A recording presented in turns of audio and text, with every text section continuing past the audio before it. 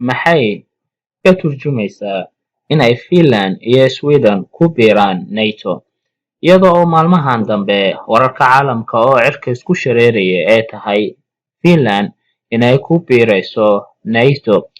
Galab wanaagsan mar kale daawadayaal. Finland waxay gudbisatay aroornimadii 15 bisha May codsi rasmi ah ee ugu mid noqonayso ururka waqooyiga Atlantikada ee loo yaqaano NATO ama NATO.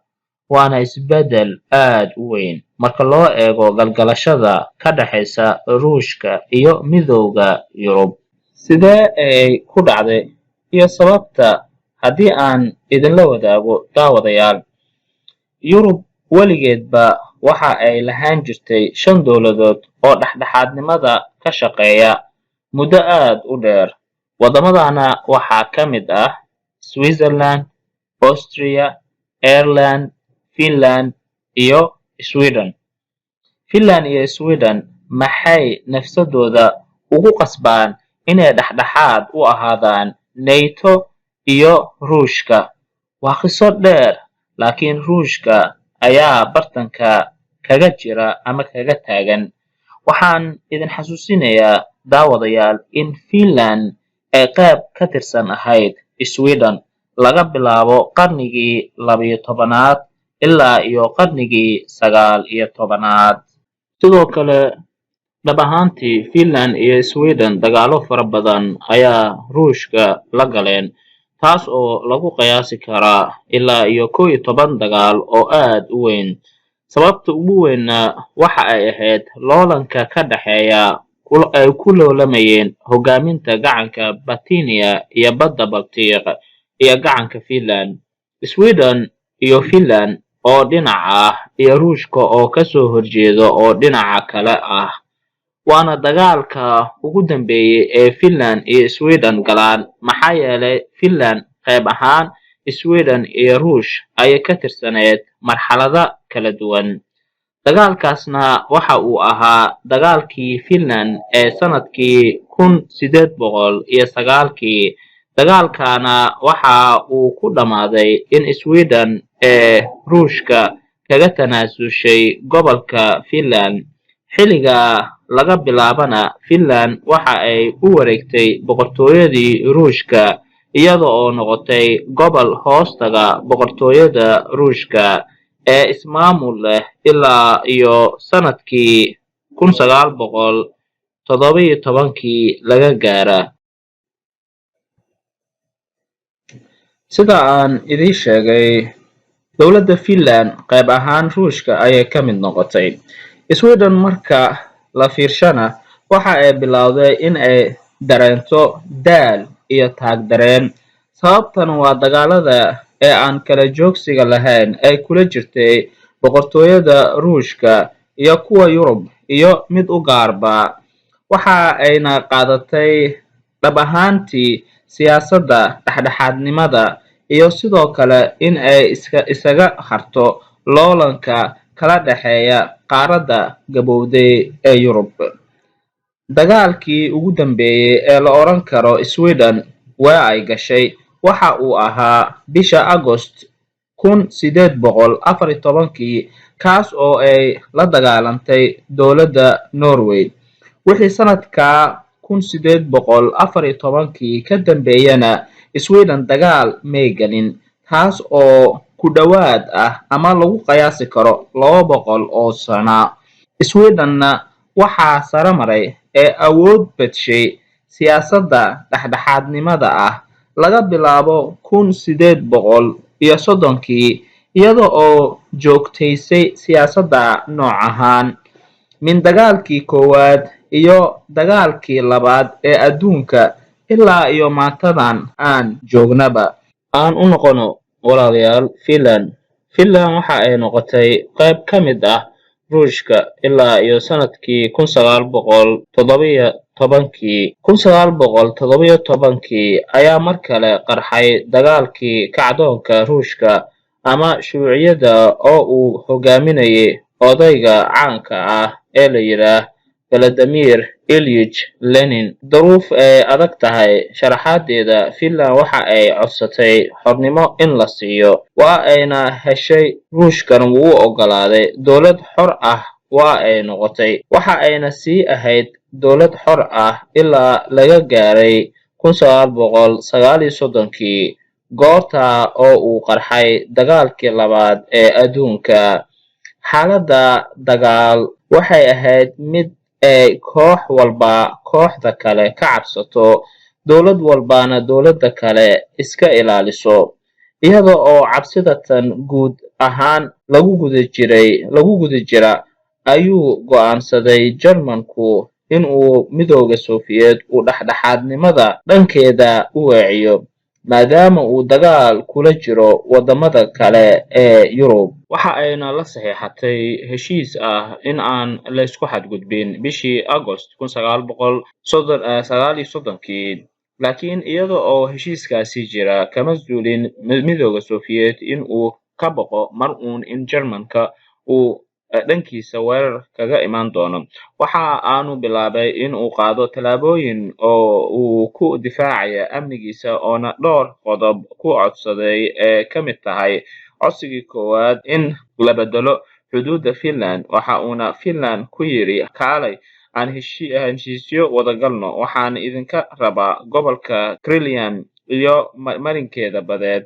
Deegaanka Karelian waa goob uu muran taariikheed lahaanshihiisa uu ka taagan yahay Finland iyo Ruushka isku haystaan. Waxaa kaloo idinka rabaa dhowr jasiirado, waa qodobkii labaad buu ahaa, oo ku yaal gacanka badeed Finland. Gacan badeedka Finland waa qayb ka tirsan badda Baltic. Qodobka saddexaad wuxuu ahaa sidoo kale, waxaan rabaa in aad iga kireysaan dekada Hanko ee Finland, sidaana ugu dhigto dekad ciidan ama saldhig ciidan badeed, iyada oo beddelkeeda dhulal kale idin siinaya.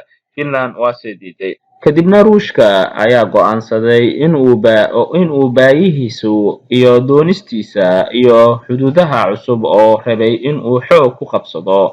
Waxa uuna ku qabsaday dagaalkii loo yaqaanay dagaalkii xilligii qaboobaha, kaas oo bilaabmay November 1939 dhammaadana Maarso 1943. dagaalka ku caan baxay dagaalkii xilligii qaboobaha waxaa ka mid ahaa arrimaha caanka ka dhigay in ay Finland khasaaro weyn gaarsiisay Midoogii Soviet, laakiin ugu dambeyntii iyada oo khasaaraha faraha badan jiraan, Midoogii Soviet waa uu ka guuleystay Finland, waxa ayna ku qasabtay in ay isku dhiibto ee u hoggaansanto doonistii Ruushka. Laakiin natiijooyinkii ka dhashay dagaalkii xilliga qaboobaha waxaa ka mid ahaa in uu Hitler iyo generaaladiisa ay ogaadeenna in uu Midowga Soviet uusan ahayn kaliya libaax magac u yaal ah mooye, ciidankiisana ballaaranna in aysan khatarba ku ahayn Jarmalka, aysanna mudnaynba in uu Jarmalku ka baqo in ay iska hor imaadaan. Intaa kadibna Jarmalku waxa uuba go'aansaday in uu weerar ku qaado Midoogii Soviet, isaga oo la dhacsan sida wanaagsan ee Finland ciidankii Midowga Soviet ee sida isdhuldhiga ah ula dagaalamayay Finland ee khasaarooyin fara badan soo gaarsiiyay. Jarmalka markaas ayuu is yidhi, bal aniga oo awoodda ciidan haysta miyuu Midowga Soviet oo ii babacdhigi karayaa? Intaa kadibna Jarmalka waxa uu weerar ku qaaday Midowga Soviet June 1941. Jarmalku markii uu sida dagaalkii u bilaabmay, Finland waxa ay ku biirtay ciidankii Jarmalka iyada oo aysan ka ahayn in jacayl u qabto Jarmalka, laakiin cabsi jirtay awgeeda iyo in ay rabto in ay ka aargoosato Midoogii Soviet iyo in ay dib u soo ceshato dhulalkii uu kaga xoogay dagaalkii xilligii qabooba. Sida aan ognahay, dagaalkii labaad ee adduunka wuxuu ku dambeeyay guuldaradii Jarmalka, waxa ayna mar kale Finlandtii yareed is aragtay iyada oo hortaagan Midoogii Soviet ee weynaa ciidan ballaaran haysta haddana guulaystay, waxay Finland ku qasbanaatay in ay u hoggaansanto doonistii Midoogii Sofiyeed, weliba iyada oo saxiixday heshiiskii dhacay 1948.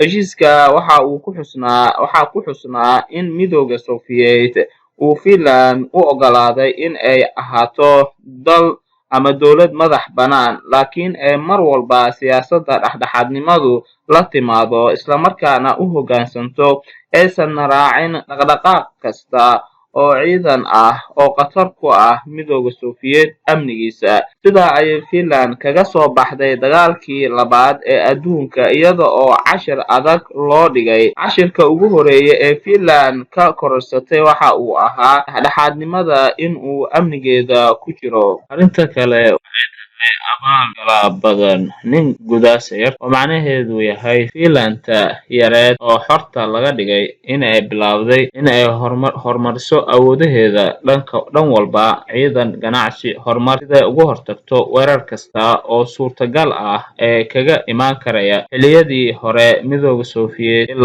ilaa xilligan aanu ku jirno. Sidaa awgeed, Finlanda yareed ayaa horumarisay oo badkeeda yahay 340 kilomitir square, isla markaana ay wadaagaan Ruushka xuduud dhererkeedu la eg yahay 1300 kilomitir. Intaa waxaa Finland u sii dheer in ay dadkeeda oo tiro yar oo lagu qiyaaso 5 milyan iyo badh, in ay shacabkeeda oo idil ciidamiso, ayna mar walba dabaqdo siyaasadda feejignaanta ama heeganka dagaal kastoo lama filaan ku dhaca, iyada oo ugu dan leh in ay iskaga difaacdo Midoogii Sofiyeed ee hore iyo Ruushka hadda joogaba. Finland hadda waxa ay leedahay ciidamo adag oo bad iyo beriba leh. Cashirka aan is oran karno Sweden way ka baratay dagaaladii Finland iyo Ruushka kala dhexayn jiray in ay noqoto tan ugu horeysa dhexdhexaad. Maxaa yeelay inay dhexdhexaad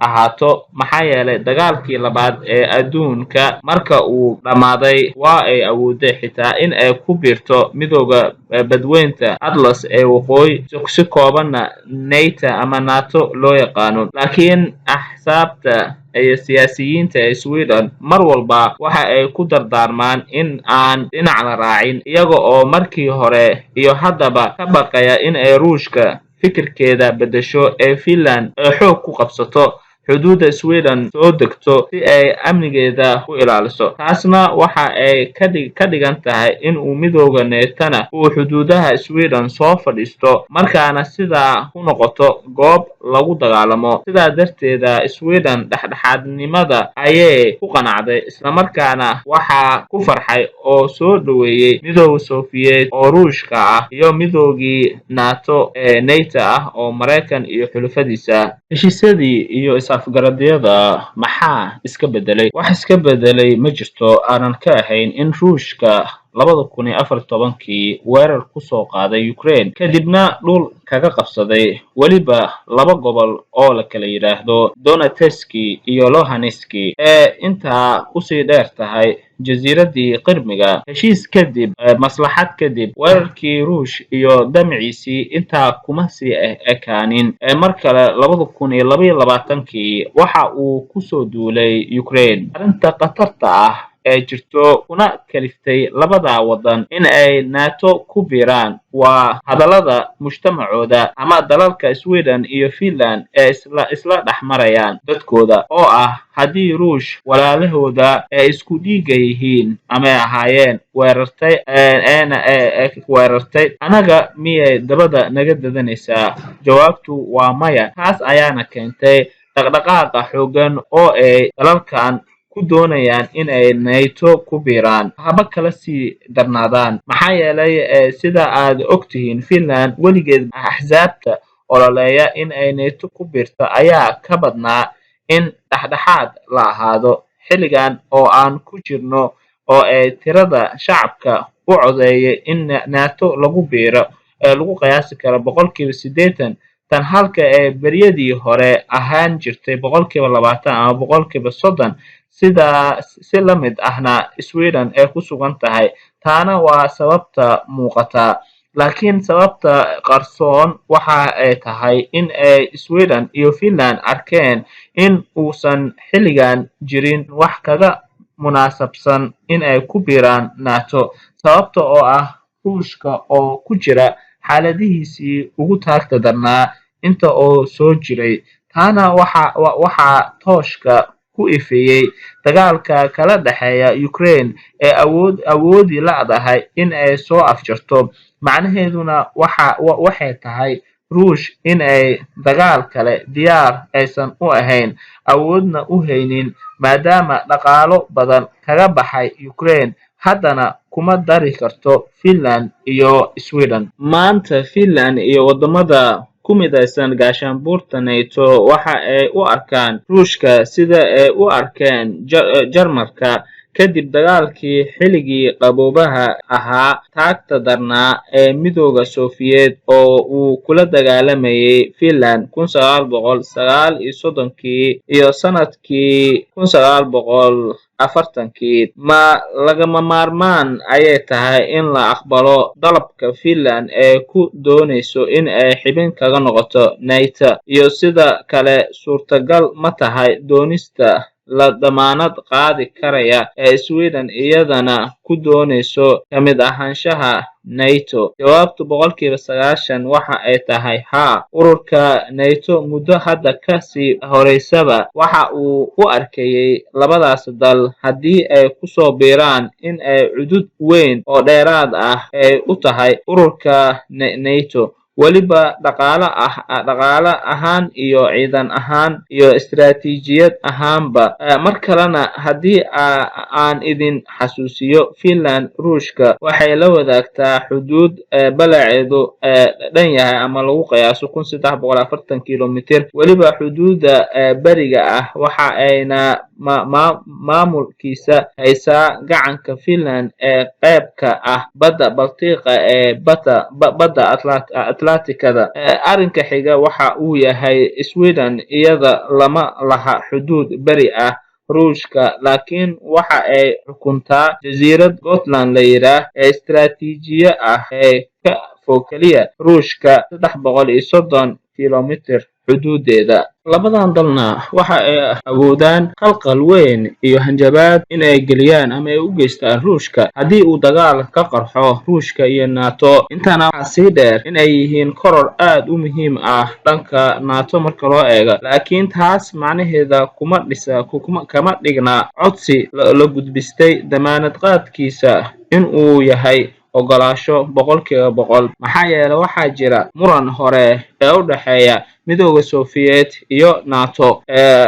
ah in aysan ururka oo NATO ku biirsan karin ururkooda dalal xuduud toos la leh Ruushka taasna ay keeni karto dagaal toos ah ee NATO gasho iyada oo aanan loo baahnayn intaa waxaaba dheerba jawaabta in ay noqoto ugu dambeyntii diidmo ama maya taas oo sababi karta cabsi ay qabaan wadamada qaar ka tirsan ururka NATO ama in ay ka hor imaanayso masaalixdeeda ka hor imaanayso maslaxadeeda in Finland iyo Sweden ay ku biiraan NATO sida Turkiga ee muujisay ee wali gorgortan ka dhigatay haddii ay labadan dal cod ka rabaan in ay faraha kala baxaan siyaasadda Turkiga ee taageerida mucaaradka Shuuciyiinta ee PKK oo ay Turkiga u aragto in ay yihiin argagixiso halka ay Sweden iyo Finland u arkaan in ay taageeraan su'aasha isweydiinta mudan waxa ay tahay anaga oo ka tageena natiijooyinka aqbalaadda Finland iyo Sweden iyo la'aanteedba haddii ay dhacdo maxaa ayay Ruushka samayn kartaa arrinta jirta dhab ahaantii waxa ay tahay Ruushka in uu ku sugan yahay mowqif aad u adag oo aad u yaqyaqsi badan maxaa yeelay ujeedada uu u weeraray Ukraine ayaaba ahayd in uu ka hor istaago in ay ku biirto ururka NATO waxaaba ka daro dibidhal noqday Finland oo la wadaagta 1300 kilomitir oo xuduud ah iyo Sweden oo aad aan ugu fogeyn ugu dhowna ayaaba u sii socda in ay ku biiraan naytadii uu Ukraine ka celinayay, taas oo ka dhigaysa go'aanka Ruushka in ay ku dhaqaaqdo weerarka cabsigelin ah ee ka dhan Finland iyo Sweden kaga reebaysana ku biiristooda NATO, taas oo halis aad u weyn ku ah iyada oona ka dhigi karta mustaqbalka dhow in ay wax walba suurtagal noqdaan. Arrinta riixaysa dhaqdhaqaaqan adag oo idil ee Ruushka u wado waa cabsida Finland iyo Sweden haysa oo raba in ay NATO gabaad ka dhigtaan. Midowga NATO-na oo asagana cabsi haysa waxa uu doonayaa Finland iyo Sweden in uu derbi uu kaga gambado weerarada ama dagaalka mustaqbalka dhow la rajaynayo ee Ruushka kala dhexeeya, asagoo isna dhigiisa Ruushka ka baqaya ama ka cabsanaya ayaa xuduuda Finland hubka nukliyeerka ee wax gumaada iyo gantaalada ridada dheer leh iyo sidoo kale iyadoo ula jeedo in ay adkayso joogisteeda xuduudaha ee la leedahay labada dalka Finland eena ciidamadeeda bilowday in ay ku fidiso eena u dhiibto gantaalada taktikada ah iyo kuwa nukliyeerka xambaarsanba. Ruushka waxa ay cabsi u beerayaan midowga NATO, kadibna NATO iyadana dhigeeda talaabooyin taa la mid ah ayay qaadaysaa, taasna wareer iyo walwal ayay caalamka ku beeraysaa. Albaabada naartana waa ay furmayaan. Dagaal adduun oo saddexaadna markaa waa laga cabsi qabayaa. Dagaal saddexaad ee adduunna inuu qarxo ayaa laga cabsanayaa. Suurtagal ma ahayn in aan fahanno go'aanka Ruushka iyo kan Finland iyo Sweden iyo NATO oo dhinac ah anaga oo aanan si qoto dheer u fahmin aragtiyooyinka professorka caanka ah ee siyaasadda iyo istiraatiijiyadda caalamka John Joseph Mearsheimer, kaas oo dejiyay aragtiyooyinka quruxda badan oo ka dhigaysa in aad fahanto habdhaqanka wadamada ka dhexeeya siyaasadda iyo istiraatiijiyaddaba. Kulanka dambana waan kaga hadli doonaa professorka iyo isbeddelka u dhexeeya Ruushka iyo reer galbeedka oo dhinaca u daymala'aada daawadayaal. Intii kulanti dambe nabigeena suuban sallallahu alayhi wasallam ku saliya. Waa Qaalim Media oo idin leh nabadgelyo.